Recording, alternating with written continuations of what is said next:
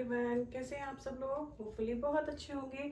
तो एक और नई वीडियो लेकर आ गई हूँ मैं आपके लिए, जो कि बहुत ज़्यादा इम्पॉर्टेंट है। जैसा कि आपको पता है कि दूसरे चैनल पर चल रहा है टैलेंटेड रुतुजा मैम का 100 डेज का बुटीक मास्टरी कोर्स।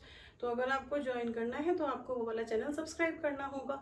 मैं यहाँ पर ऊपर मेंशन कर दूंगी। अगर आप चाहते हैं फुल बुटीक मास्टरी कोर्स करना, वो भी बिल्कुल फ्री में, तो आप जाकर चैनल को सब्सक्राइब कर सकते हैं। आज मैं आपके सामने एक वीडियो जो लेकर आई हूँ वो बहुत इंपॉर्टेंट है, क्योंकि मैंने जब बुटीक मास्टरी कोर्स स्टार्ट किया है उसमें अभी तक हमने कुर्ती बनानी सिखाई है। और कुर्ती बनानी सिखाने के बाद आप उसमें कौन सी पेस्टिंग यूज़ करते हो वो बहुत मैटर करता है कुर्ती की फिनिशिंग के लिए। तो देखो मैं कौन सी पेस्टिंग यूज़ करती हूँ। ये है फ्यूज़ पेपर, या फिर इसे पेपर फ्यूजिंग भी बोल सकते हैं, ठीक है। और ये है बुकरम। तो आप मुझे कमेंट करके बताएंगे कि आप इनमें से कौन सा यूज़ करते हैं। या फिर पेस्टिंग एक आती है, वो भी बहुत हार्ड होती है। तो अभी फ़िलहाल मेरे पास ये दो थी, तो मैं आपको यही दोनों दिखा रही हूँ। लेकिन इन दोनों में से आप कौन सा यूज़ करते हैं वो मुझे कमेंट करके ज़रूर बताना। अब मैं आपको इन दोनों के फ़ायदे और नुकसान बताती हूँ। मैं यूज़ करती हूँ पेपर फॉर्म या पेपर पेस्टिंग, ठीक है। ये बहुत ही ज़्यादा पतली होती है। ये देखो बहुत ज़्यादा पतली होती है। आपने मुझे कटिंग करते वक्त भी देखा होगा कि मैंने आपको दिखाया होगा, फ्यूज़ पेपर पे कटिंग कर रही थी। लेकिन बहुत सारे लोगों को नहीं पता है, तो जिनको नहीं पता है उनको बताने में आज आ गई हूँ ना। तो आप पूरी वीडियो को ध्यान से देखना। और ये है बुकरम, जिसे हम सालों से यूज़ करते हुए आ रहे हैं। अब इन दोनों में फ़र्क क्या है वो देखिए। बुकरम जो होती है वो हमारी महंगी आती है, ठीक है। बुकरम हमारी महंगी आती है और ये फ्यूज़ पेपर हमारा सस्ता आता है। सबसे पहला डिफरेंस तो आपका ये हो गया। वीडियो बहुत ज़्यादा लंबी नहीं है, इसलिए बोर आपको बिल्कुल भी नहीं होना है। और ये हमारी सीजर को ख़राब कर देती है। क्यों? क्योंकि जब हम इससे परमानेंट कट करेंगे तो इसमें से वाइट वाइट पुर टाइप से निकलता है, जो कि हमारी सीजर को ख़राब कर देता है और हमें बार बार उसको शार्प करवाना पड़ता है, ठीक है। तो दूसरा इसका नुकसान हुआ ये कि एक तो ये महंगी आती है, दूसरा ये हमारी सीजर को ख़राब कर देती है। थर्ड वन, जब हम इसमें मशीन पर चलाते हैं तो हमारी निडल जो है वो अप डाउन जब जाएगी फैब्रिक में, तो इसमें से वो जो वाइट वाइट पार्टिकल निकलते हैं वो हमारी शटल में घुस जाते हैं। और शटल में जब वहाँ जाते हैं तो वहाँ जाके जम जाते हैं और थोड़े दिनों बाद हमारी मशीन ख़राब हो जाती है। जब मशीन ख़राब होती है तो आपको पैसे खर्च करने पड़ते हैं, है ना। तो पैसे खर्च करने होंगे और मशीन में जब हम आप रिपेयरिंग के लिए लेकर जाएंगे तो बोलेंगे कि इसका शटल ख़राब हो गया है। तो शटल ख़राब हमारा बुकरम की वजह से होता है।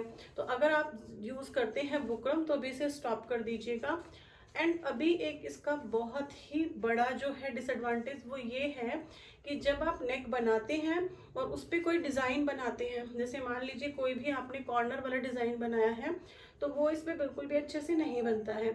इस पर बहुत ज़्यादा बेसिक चीज़ें बन जाती हैं। राउंड शेप बन गया, स्क्वायर शेप बन गया, मटका शेप बन गया, बस दैट्स इट। अगर आपको कोई फूल पत्ती या कोई भी ऐसा डिज़ाइन है जिसमें कोई कॉर्नर निकालना है तो वो इसमें फिनिशिंग से नहीं आएगा।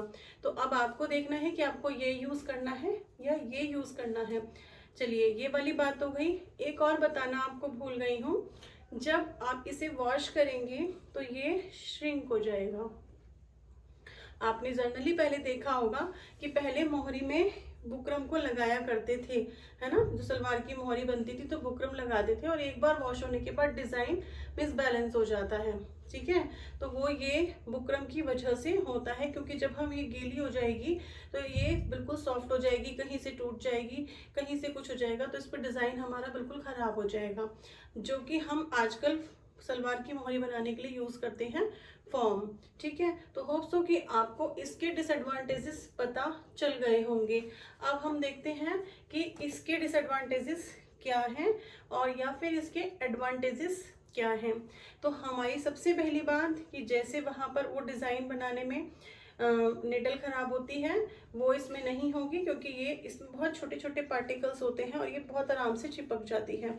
ऐसे ही आजकल अभी जो लाइक्रा फ्यूजिंग आ रही है वो भी हम यूज़ करते हैं बहुत ज़्यादा पार्टी वेयर ब्लाउज बनाने में, सूट बनाने में, ताकि उससे फिनिशिंग बहुत अच्छी आती है।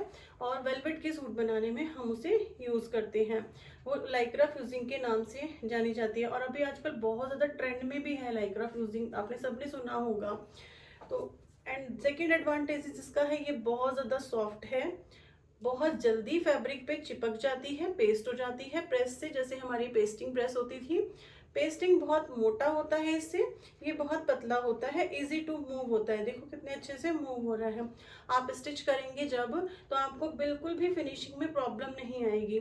इसके कोई भी पार्टिकल्स नहीं ऐसे बुर की तरह झड़ते हैं जो आपकी मशीन को खराब कर दे, ना ही इससे हमारी सीजर खराब होती है।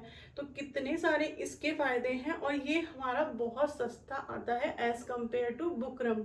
तो सारे फायदे ही फायदे हैं इसमें। आप कोई भी डिज़ाइन इसके अंदर ड्रॉ कर सकते हैं, आप कोई भी डिज़ाइन को पॉइंट टू पॉइंट भी बना सकते हैं, बहुत इजीली ये बन जाता है, कभी भी दिक्कत आपको नहीं आएगी इसे बनाने में। तो अगर आप अभी तक इसको यूज़ नहीं कर रहे थे, या फिर आपको इसके बारे में पता ही नहीं था, तो एक बार इसको ट्राई करके ज़रूर देखना।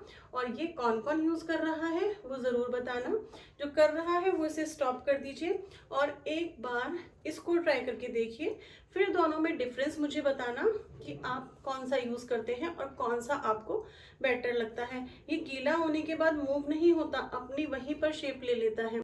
अगर आप ब्लाउज को या सूट को वॉश कर देंगे तो आपका गला तिरछा नहीं होगा, श्रिंक नहीं होगा, लाइंस नहीं पड़ेंगी, बबल्स नहीं पड़ेंगे, और वैसे की वैसे ही प्रेस करने के बाद शेप एज इट इज़ वापस आ जाएगी।